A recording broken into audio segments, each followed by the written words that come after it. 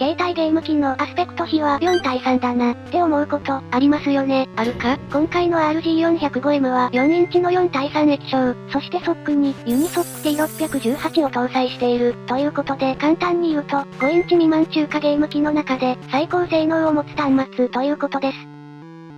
どもども吉田です。アシスタントの P 横マッスルです。めっちゃええやん。ただ個人的に気になる点が何点かあり、ここが良ければなーって感じる箇所がいくつかありました。気になる教えてくれ。ということでレビュー進めていきます。ではこんな感じで進めていきます。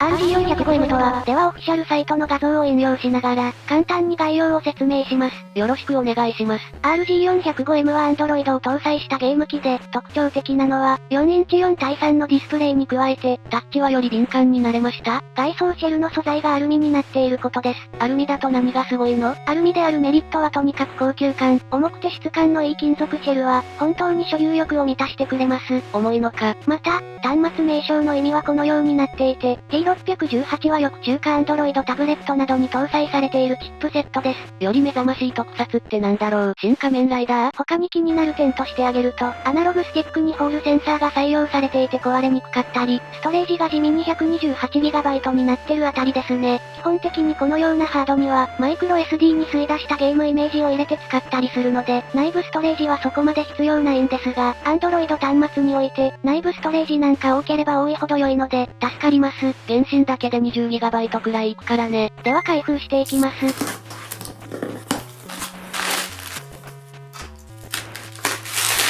こちらが箱です。いつも通りのアンバーニックデザイン。見間違えたりしないのだろうか？今回はかなり薄めの平べったい箱になっているので、それも判断材料の一つなのかも。内容物はこちら、本体、USB-C ケーブル、保護ガラスフィルム、クリーナー、説明書です。安定の保護ガラスフィルム付き。早速貼り付けます。画面サイズぴったりで良い感じです。本体外観、RG405M は4インチでありながら、ベゼル細めに攻めているので、本体の大きさとしてはコンパクトな部類。これでコンパクトなのか。そして何よりアンバーニックさんのお箱と言ってもいい金属シェル、安定のビルドクオリティの高さで、何度手にしても感動するというか、もう惚れ惚れするくらいに高い完成度です。このサイズ感のハードで、アンバーニック製にかなうものはいないのではとまで感じます。でもやっぱすげえ重いね。そうですね。いつも以上に重いなって思ったのも事実です。iPhone 14 Pro Max が 240g なので、それよりもさらに 20g 重い端末です。せっかくコンパクトなのに重いのプラスチック板出して。前面には右側上に ABXY ボタンが、任天堂配置、下アナログスティック、その下にスタートセレクトボタン、左側には上にアナログスティック、下に十字キー、その下にホーム戻るボタンです。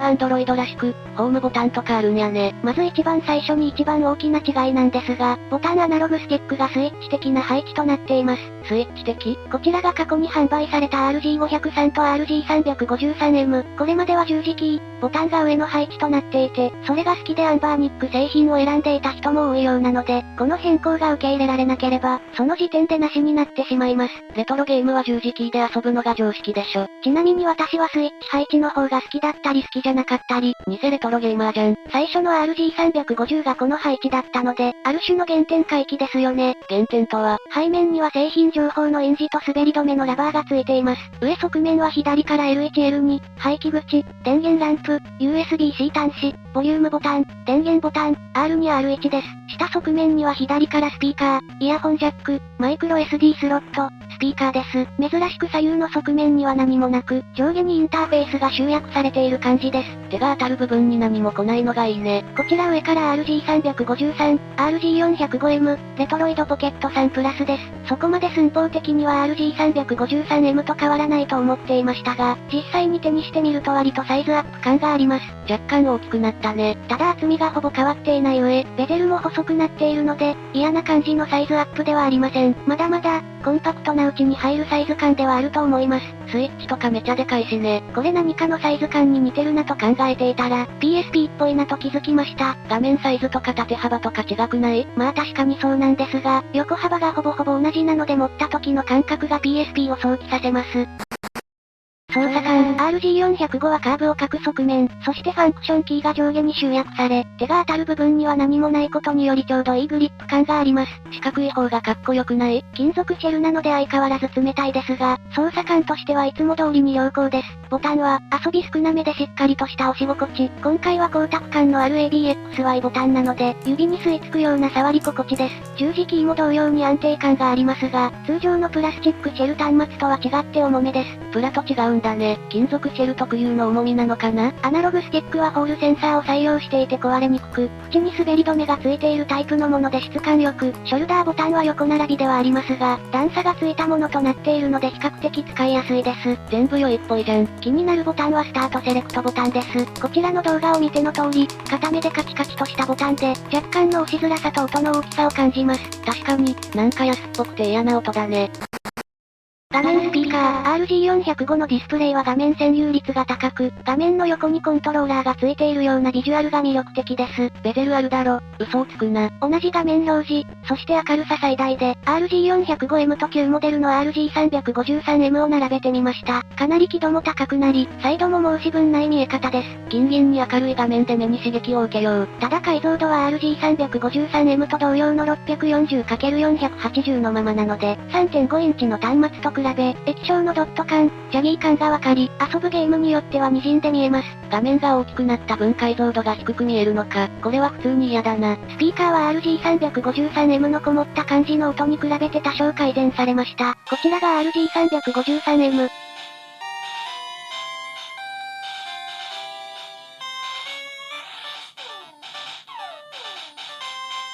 こちらが RG405M。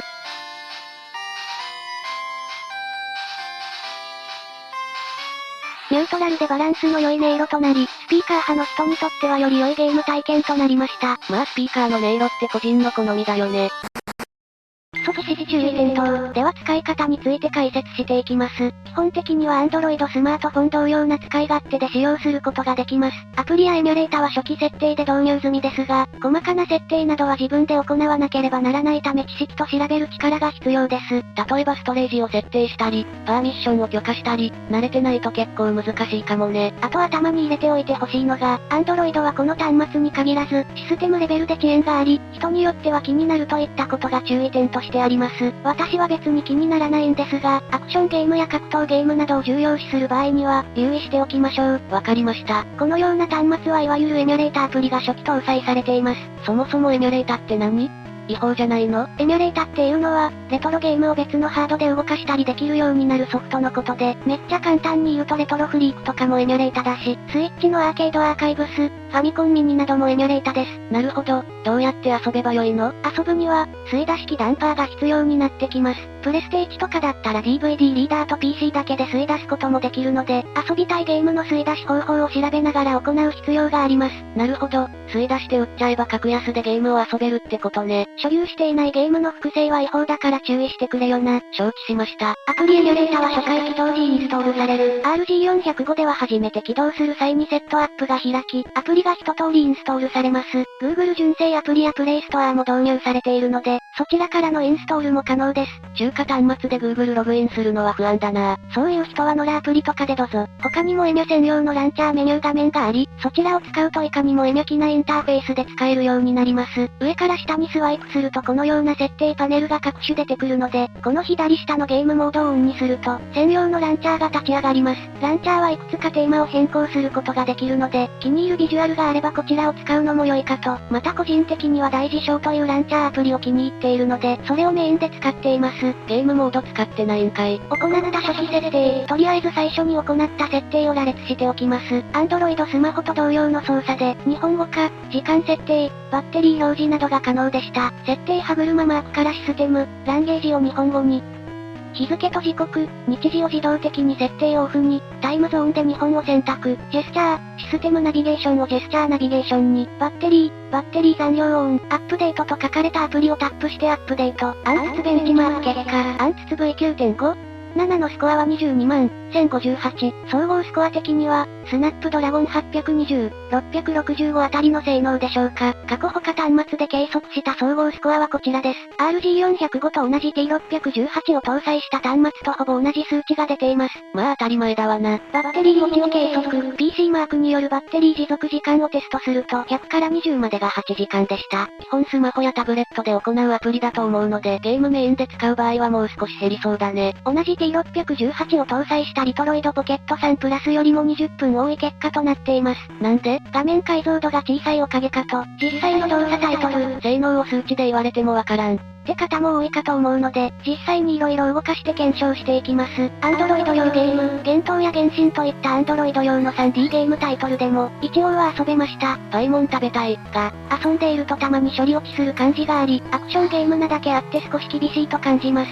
てか原神はコントローラー非対応じゃなかった？コントローラー非対応のゲームも、ボタンマッピングをしてコントローラー操作で使えるようにすることもできます。しかも原神であれば設定済みのファイルがあるので、自力で割り当てる必要もありません。最高やん。が、やはり画面の小ささもあってか誤操作が割と多く、快適とは言えない感じでした。ダメじゃん。ヴァンパイアサバイバーのように軽めのゲームであれば、問題なく動きますが、文字が潰れて読めません。ダメじゃん。Android 用ゲームをメインで遊ぼうと思うと厳しそうだね。軽いハードな上、解像度640×480 であっても、そこそこうまく表示してくれるゲームタイトルであれば、という条件付きといった感じでしょうか。エミュレーター、ゲームキューブは要設定ですが、風のタクトなどの比較的軽めのタイトルであれば問題なく遊べそうです。最高やん。PS にもドラクエ5のようなタイトルであれば遊ぶことが可能。同様にキングダムハーツも遊べますが、同じ T618 を搭載したリトロイドポケット3プラスよりも動きが悪いように感じます。なんでや？もちろんワンダと巨像は遊ぶのに厳しいレベルで処理落ちします。じゃあ何を遊べばよいんだ？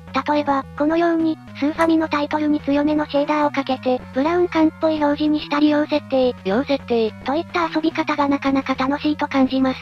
使うシェーダーによってはかなり重くなりますが、パワフルな T618 であれば問題なく動きます。また PS1 用エミュレータダックステーションを使用して、解像度を上げるだけでなく、PS1 特有の歪みを解消して遊ぶことも可能です。PS1 はあの歪みが良いんだろ。そういう意見もあります。RG405M は、よりパワフルになった正統派なレトロゲーム機という感想です。PS2 なども遊べるものの、若干のスペック不足感、何より画面解像度が気になります。この画面サイズだと解像度低く感じるね。なのでレトロゲームをバキバキにフィルターをかけて遊んだり、アップスケールしたり、早送りしたり巻き戻したり、これまでは性能不足でできなかったことを、余裕を持ってできるようになったのが、性能的な大きなメリットかと。クロート向けな遊び方だな。使ってれば覚えてくるよ。あとはベゼルがかなり薄くなったので、画面サイズが上がってもほぼ 3.5 インチ端末と同じサイズ感、アナログスティックの配置などが気に入ればという感じでしょうか。そもそも Android は設定がめんどくさくて嫌だ。好きじゃない。そういう場合には Linux の RG353M 一択になるので、完全なる上位互換とはなりませんね。あと高い。そうですね。